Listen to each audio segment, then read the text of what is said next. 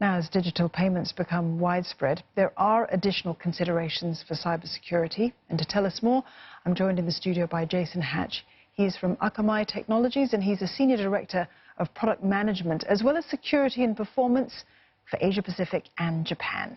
Jason, good evening. Welcome. Good evening, Dawn. All right, so we're moving towards smart nation status. That's the goal.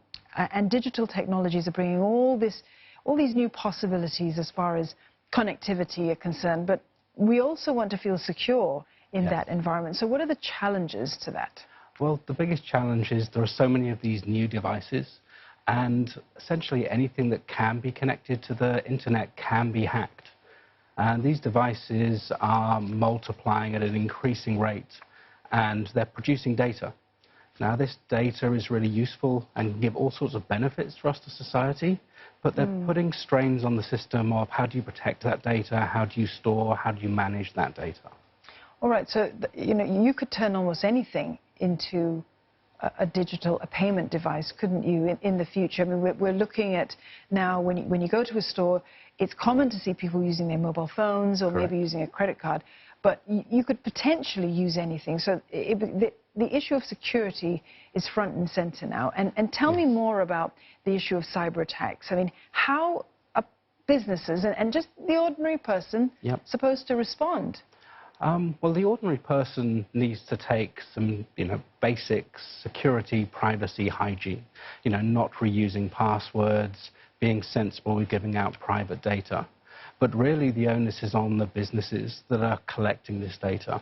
If they're collecting the data, they've got to take the responsibility to protect that data. I mean, we protect some of the largest global corporations, and we see a ton of attacks happening all of the time. The attackers are determined, the attackers are well-funded, they're making a lot of money.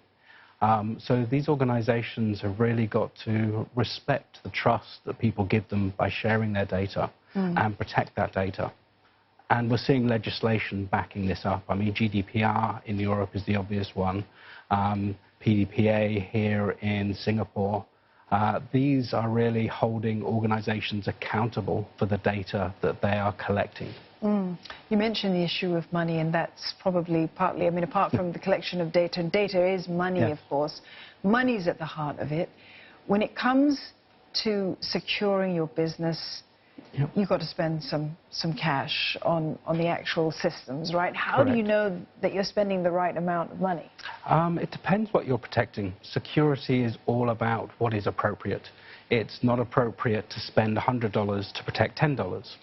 So organizations need to look at the data they have, look at the value and the trust in that data, and what the cost of an incident is to them.